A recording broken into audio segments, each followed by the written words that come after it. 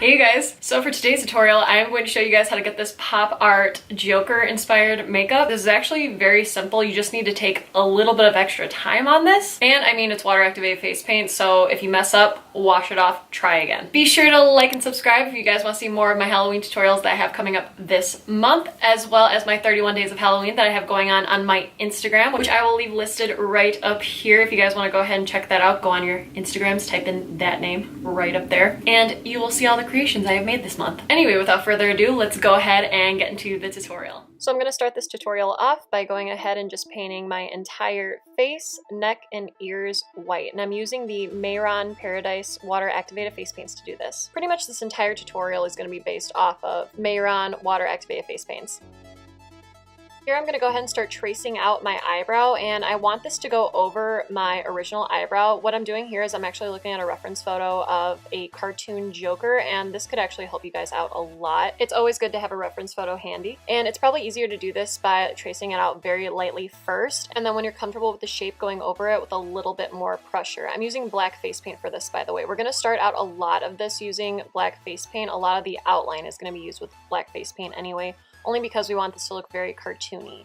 And here I'm making a scrunched up face, and I'm just following my own natural wrinkles from doing this. The Joker is very, very wrinkly, so I'm just trying to follow my own natural wrinkliness, if you will. Still using black water activated face paints, and this is just going to help us give the Joker a little bit more expression and dimension. I'm making it look like I'm raising his eyebrows here, and I'm using very light pressure to do this. Now I'm just going to go ahead and go over my face, like where I want my hairline to go, and then how I'd want the shape of my face to go. Again, this is just going to help make it look all the more cartoony.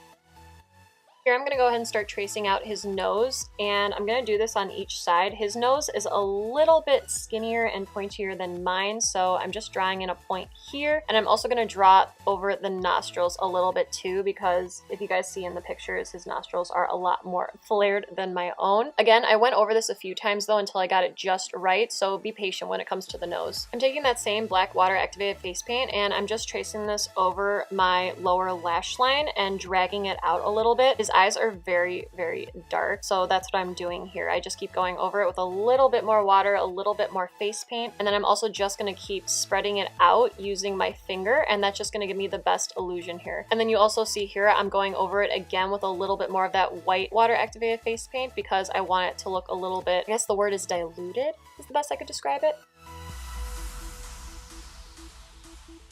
Here I'm making a scrunched up face a little bit more again, and I'm just going over my own natural wrinkles that I have. And again, I'm going over this very lightly at first, and then once I get the shape I want, I'm going to go over it a little bit more. And then here I just added a little bit more of that black face paint because it wasn't dark enough for me. Here I'm going to trace out, I guess, like his cheeky smile look that he has at one point. Again, this isn't the lips. I'm going over it with the lips, like as I'm showing here. I'm trying to figure out the best way to describe this, but basically an outline of his smile and then his smile inside that outline. And I went over this a few times, as you guys will see. Here I'm just tracing out my own natural chin shape, and then I'm going over that smile line again with a little bit more black water activated face paint. And I'm going over my own natural lips here too, because when I smile, I want it to kind of all come together. I didn't want to draw in like fake teeth. I wanted to use my actual natural teeth. Here I'm just carving out my jawline, basically right below the smile that we just put down. It's going to give me a little bit more dimension. I'm also going to go ahead and trace around my ears as well because I want all of me to look super cartoony. I'm going over those edges now of that jawline just to make it a little bit more defined with some black shadow. And then here I'm tracing out my own natural wrinkles again, just going over it a little bit more, and see I'm making that scrunched up face there because that's what's really going to help you out, is using your own natural wrinkles in your face.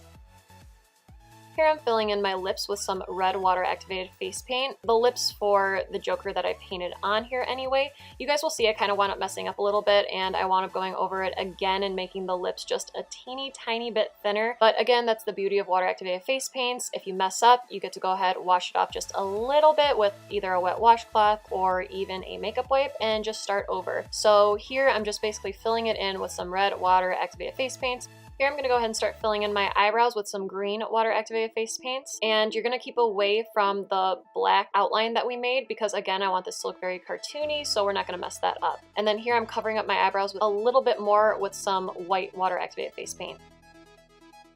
Here I'm using a really thin, precise brush, and I'm just going to go ahead and start adding in the highlights that the Joker has around his lips. And they're basically just at the top of the lips, just like little points here and there, and then also at the very bottom of the lips on each side as well. Now I'm going to go ahead and start filling in my hairline green. I decided to make my forehead just a little bit smaller because I don't really feel like dyeing my whole head green. And I wanted to give it this more cartoony illusion again, so I'm going to go ahead and start painting the sides of my head green and the front of my head green. Here I'm going to go ahead and start tracing out like the little kinks in his neck and just make it and give it a little bit more dimension as well. So a few spots I'm making a little bit shorter than others just to give it that illusion.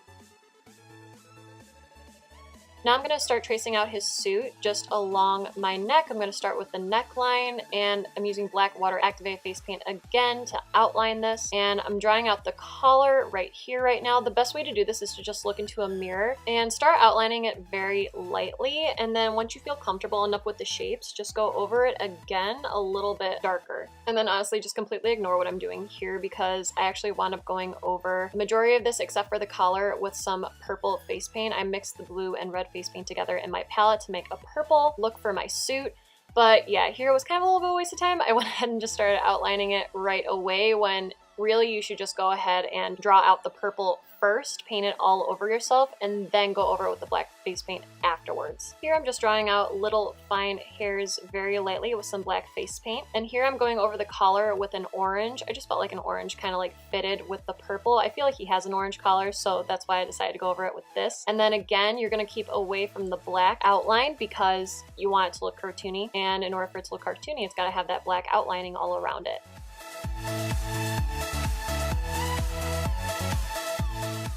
Here I'm just giving the collar a little bit more dimension, so I'm going over it with a little bit of black face paint and giving it a few little wrinkles in it. Now here, as you guys will see, I went ahead and just decided to paint over this completely with the purple face paint that I went ahead and made from my palette. Go ahead and outline it from the collar. However, I am going to wind up going over all of this except for the collar anyway, as you guys will see. So what I decided to do here was paint my entire body first, the purple, other than the collar. Obviously, I'm going to leave that alone and trace over that. And then once I'm done painting the parts of myself that I wanted purple, I'm going to go ahead and go over that and make the suit look a little bit more realistic. I'm going to give myself the other little collar that he has in his suit. And then I'm also going to go over and add just little stitching here and there as well, mainly around the shoulders of his suit.